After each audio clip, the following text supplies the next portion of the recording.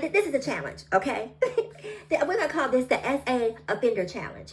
Go through zip code by zip code by zip code in your local offender registry, your local SA or SO offender registry, and show me how many trans people you see.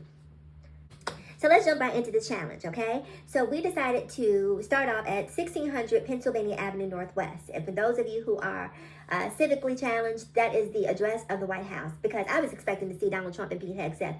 But while we did not see either of them, this is who we found. This is who we found. Now, I need you to pay close attention when you're looking at this list. Guess what you don't see? Any trans women. Zero. A goose egg. Not one to be found. Not one to be found. Now, Donald Trump, if you're looking for some people to write legislations against, here you go, okay? Because I'm so sick of you guys trying to make trans women out to be the boogie people. And you know what's so interesting about this? This just is so ironic to me, that neck and neck in their bigotry towards trans women, neck and neck in their alliance against trans women with white men, would be black men. Would be black men. Look at that. And I know it's DC, right? So given the demographic of DC, that's probably why you're seeing more white men. But it doesn't change the fact that you see more black men on this list than you do trans women, because DuPont Circle is for the dolls, okay? So there are plenty of dolls in DC as well if you check out DuPont Circle and other places, I'm sure, within DC. But I'm just saying, there's no dolls on this list. Why is that? Why is the group that is experiencing the brunt of Donald Trump's legislative bigotry, why are they not depicted on this list? Because they're not a threat. You guys think I'm playing, right?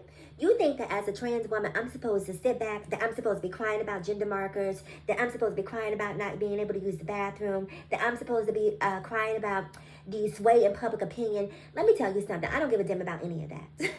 I don't give a damn about any of that bullshit.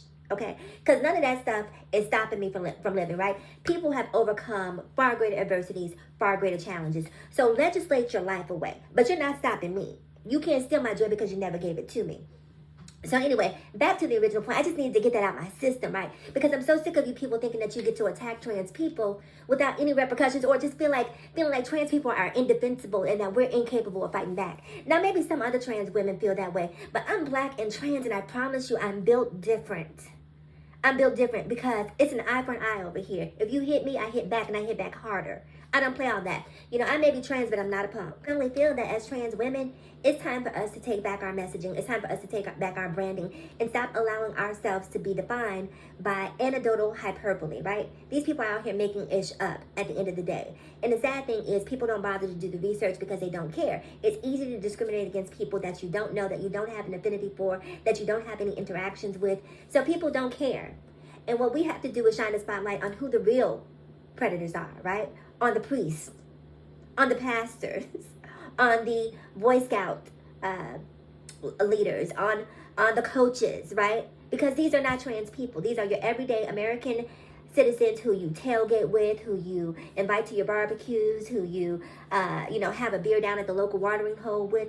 These are the people who are harming, women and children. It's not trans people. And I'm going to continue to go through these lists like this and expose who the real dangers are.